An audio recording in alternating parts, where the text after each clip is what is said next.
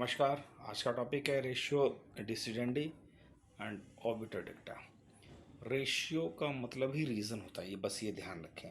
Orbiter यानी orbiter डिक्टा यानी बोला गया। डिक्टा से अर्थ समझे डिक्टेशन, बोला गया, और रेशियो से मतलब समझे रीज़न। अब आइए देखते हैं। द टर्म रेशियो डिसिडेंडी का अर्थ है reason for the decision, decision का कारण। अब आपने देखा होगा कि ये तो स्टेयर डिसाइसिस का जो रूल है उसी पर काम हो रहा है। यानी स्टेयर डिसाइसिस का जो रूल है कि डिसीजन के साथ स्टैंड रहना, न्यायालय के दिए गए निर्णय के साथ स्टिक करना। यहाँ भी वही है सिचुएशन, सेम सिद्धांत है, बस अंतर यह है कि इसमें डिसीजन का कारण लिखा होता है। यही कारण कोर्ट की जजमेंट बनती है इस वजह से, क्योंकि किसी भी जजमेंट में कारण जरूर दिया होता है, लॉजिक ज़रूर दिया होता है। ये बाइंडिंग एलिमेंट है जुडिशल का। कोई भी न्यायिक निर्णय होता है ये बाइंडिंग है इस पर, और इसकी प्रेसिडेंशियल वैल्यू होती है, यानी प्रेसिडेंट के रूप में काम आता है, यानी ऑथोरिटेटिव लीगल रूल। एक बार जिस पर फैसला दे दिया गया वो लीगल रूल बन जाता है। देखते हैं, ये बाइंडिंग भी है और ये कोर रीजनिंग भी देता है, केस का फैसला भी बताता है। जैसे कि हमने सुना होगा टॉट में डॉनो वर्सेस स्टीवेंसन। इसके अंदर था कि मैन्युफैक्चरर की ड्यूटी है कि जो उपभोक्ता जो ले रहा है उसको ध्यान रखे।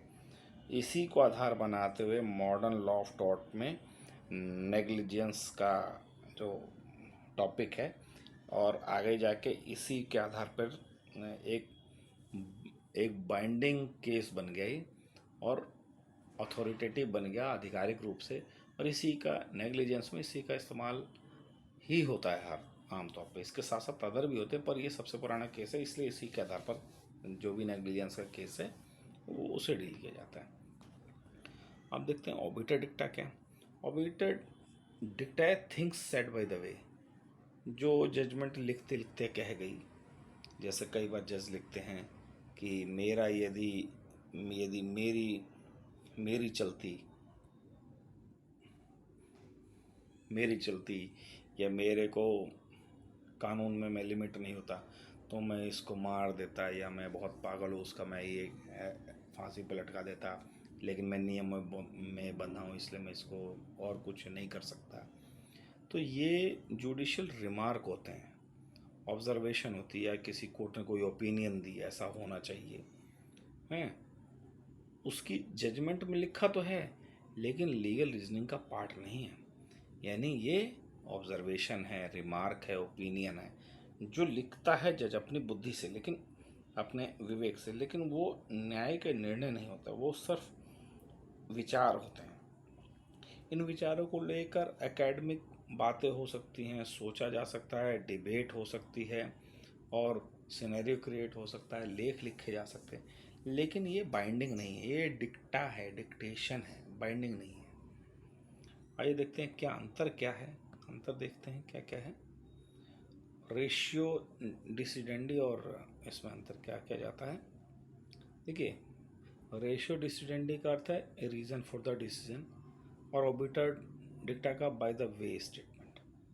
नेचर रेशियो की बाइंडिंग है, ऑर्बिटर डिक्टा की परसुएसिव है। परसुएसिव यानी विचारणीय, विचार के योग्य है, लेकिन इसका यूज़फुल नहीं है।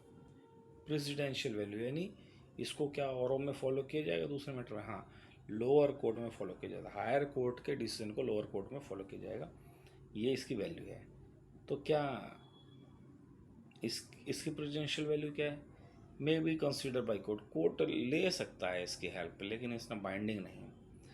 जजमेंट में रोल क्या है, लीगल वैल्यू, जब वो रीजनिंग बता रहा है, जब पूरी बात बता रहा है कि कैसे अपने निर्णय पर पहुंचा, तो वैल्यू तो है ही, कोर वैल्यू है इसकी। ये तो ओनली ये बात करने के लिए, ये कमेंट करने के लिए only. Legal authority law establish करता है, जैसे अभी हमने जाना डॉनिंग वर्सेस स्टीवेंसन में रूल बन गया, डॉनू वर्सेस स्टीवनसन में रूल बन गया भाई कि नेग्लिजेंस पर क्या डिसीजन होगा। लेकिन obiter dicta assist in the understanding law, ये लॉ को समझने के लिए, विचार को समझने के लिए, भाव को समझने के लिए, मनोदशा समझने के लिए, डिबेट करने के लिए ये, और लॉ को समझने के लिए है पॉइंट, बाकी इसका उतना महत्व नहीं है। नमस्कार।